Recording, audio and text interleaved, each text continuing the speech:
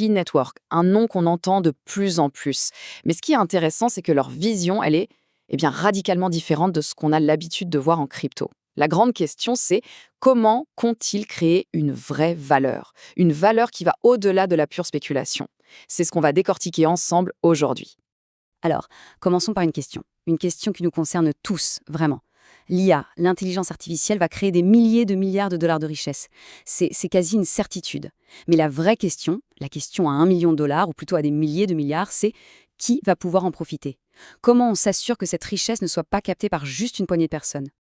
Voilà, on est en plein dans le sujet, le dilemme de la richesse créée par l'IA. Parce que, soyons clairs, tout notre modèle économique est en train de vaciller. L'IA est en train de rebattre les cartes. Et ça nous pose un sacré dilemme. Pendant des siècles, le deal était simple, non? On travaille, on reçoit un salaire. C'est comme ça qu'on distribue la richesse. C'était le pilier de notre société. Mais que se passe-t-il quand ce pilier commence à se fissurer? Quand l'IA et l'automatisation font une grosse partie du boulot? Si c'est l'IA qui crée la richesse, la question devient comment on la répartit. C'est là qu'on risque une vraie crise de distribution. Et c'est pile à ce moment-là que la vision de Pi sur la blockchain devient super intéressante. Pour eux, le but ultime de la crypto, ce n'est pas du tout la spéculation, non. C'est de bâtir un système de distribution qui soit à la fois énorme, vérifiable, transparent, bref, un moyen de redistribuer de manière équitable toute cette richesse créée par l'IA. Une redistribution à des millions et des millions de gens.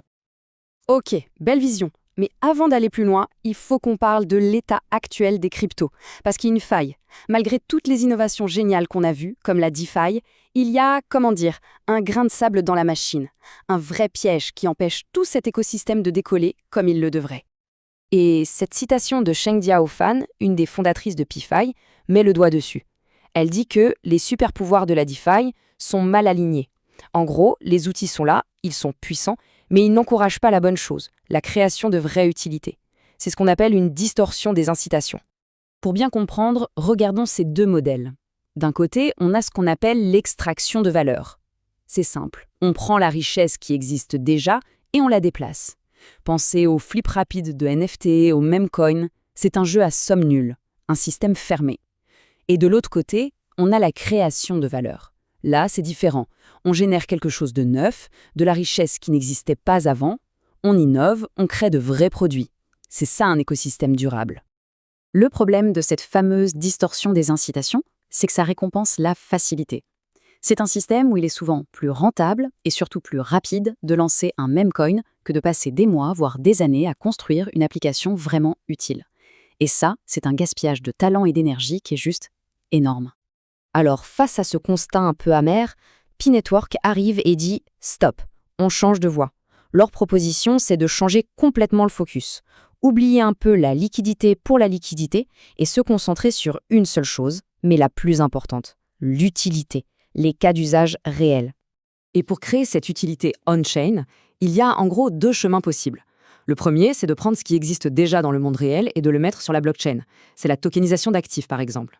Et le deuxième chemin, celui que Pi a l'air de préférer, c'est de créer des choses entièrement nouvelles, des applis, des services qui n'existeraient pas sans la blockchain. Mais bon, pour créer des applis utiles, il faut des utilisateurs. C'est l'ingrédient secret.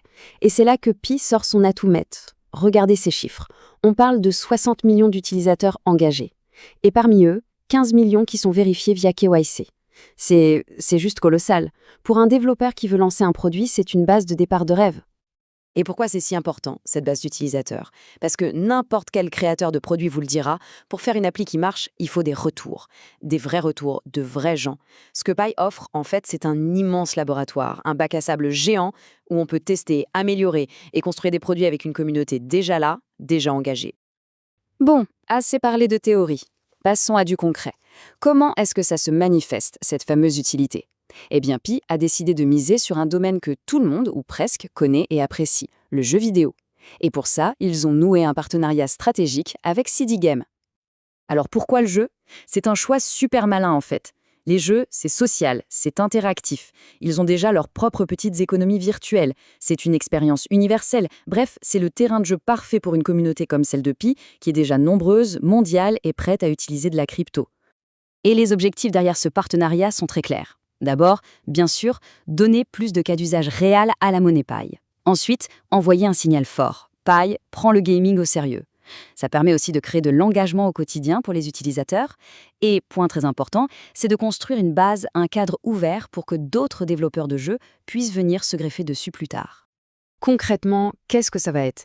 Eh bien, CD Games développe une plateforme de jeux H5, pensée à des jeux légers, faciles d'accès, hyper engageants et directement intégrés dans l'écosystème Pi. La monnaie Pi sera au cœur de tout, pour acheter des items, pour gagner des récompenses, pour échanger entre joueurs. Voilà, c'est ça, l'utilité en pleine action. Et attention, on ne parle pas d'un projet pour dans 10 ans. Le partenariat a été annoncé fin 2025 et les tout premiers tests du produit sont déjà prévus pour le premier trimestre 2026. Ça avance, c'est concret et ça montre bien que la vision est en train de se transformer en réalité. Ok, alors, pour finir, prenons un peu de hauteur. Et si ce qu'on vient de voir avec Pi, ce n'était pas juste l'histoire d'un seul projet? Et si c'était en fait un potentiel modèle à suivre pour toute l'industrie crypto? Parce que le message principal, au fond, il est là. La clé de la survie, de la durabilité de la crypto, c'est l'innovation. L'innovation sur de vrais produits. Sans ça, sans cette création de valeur réelle, le risque c'est que la crypto reste juste un grand casino, des montagnes russes spéculatives, sans jamais rien construire de solide. Et cette dernière citation de Chang Yaofan, elle est parfaite pour résumer tout ça.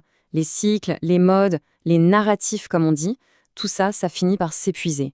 À la fin, la seule question qui compte, c'est est-ce que cette industrie, oui ou non, génère de la vraie valeur nette? C'est le défi ultime, passer du casino à l'usine. On va donc se quitter sur cette question qui est une question ouverte. Est-ce que cette capacité à créer de la valeur concrète, palpable dans le monde réel, est-ce que ce ne sera pas ça le test final pour la crypto? Le moment de vérité qui décidera de son avenir? C'est peut-être la question la plus importante pour toute cette technologie. Merci d'avoir suivi ce décryptage.